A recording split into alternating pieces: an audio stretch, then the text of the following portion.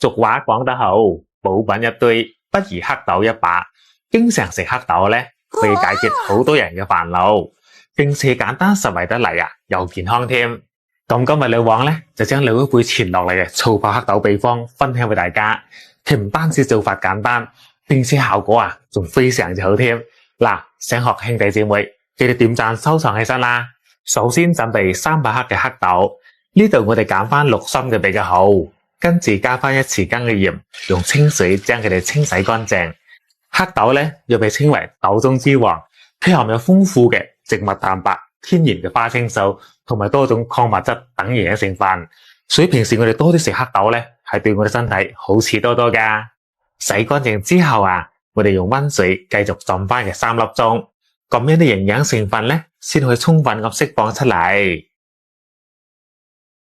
趁住呢個時間，我哋準備一個玻璃樽，先喺鑊度加翻一殼嘅清水，大火煮滾之後咧，先關火，再將個玻璃樽放埋落去。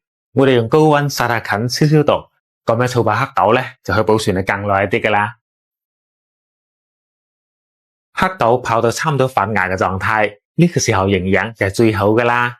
接落嚟鑊入邊唔使放油，我哋倒入啲黑豆，用中火慢慢炒，一路炒到啲黑豆咧表面有啲啲裂開，再繼續炒多嘅5分鐘。各位哥哥姐姐們，老王將自己終身受益嘅食養小妙招毫無保留咁分享俾你哋啦，不如幫老王點翻個免費嘅小紅心，關注支持下咧，唔該晒大家，祝你身體健康。炒好之後咧，我哋倒出嚟攤凍，咁樣食起身啊先夠晒脆口。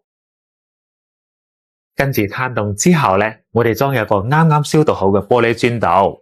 好多人整醋爆黑豆咧，就係放黑豆同埋醋嘅。其實咧，我哋加多呢個樣嘢啊，就使嘅口感同埋營養啊大大提升噶啦。我哋按照老一輩傳落嚟嘅秘方，加翻6片嘅甘草、18粒嘅桑葚、38粒杞子、1匙羹金銀花。驚酸嘅話，仲可以加翻啲農村嘅土蜂蜜，中和一下口感。重點係加入山西老陳醋浸過黑豆。呢度嘅細節，我哋玻璃樽入邊啊，一定要留翻少少嘅空間，唔係嘅話，啲黑豆膨脹變大啊，就好容易撐爆個玻璃樽噶啦。而且浸嘅過程中咧，我哋時不時往入邊加翻啲陳醋，確保啲黑豆咧一直浸喺陳醋入邊。好多人做出嚟醋爆黑豆咧，最上面一層起晒白花嘅，失敗咗。關鍵就係呢一步忽略咗噶啦。跟住我哋放喺陰涼嘅地方浸翻嘅7日就可以食得噶啦。你睇係咪粒粒都非常之飽滿咧？而且酸香開胃，完全唔緊喉。我哋食嘅時候咧，滗翻1兩匙羹，大概10頭8粒咁，再加翻啲溫開水沖泡一齊食，都可以好似老王我咁直接食。真係濕碎麵包，冇得彈，正啊！嗱，最好咧係下午5到7點之間食，特別好噶。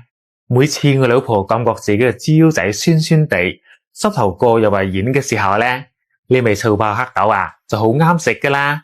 老婆，醋爆黑豆去飲得噶啦。哇，更正啊！你知唔知醋爆黑豆？歡迎評論區分享你嘅見解。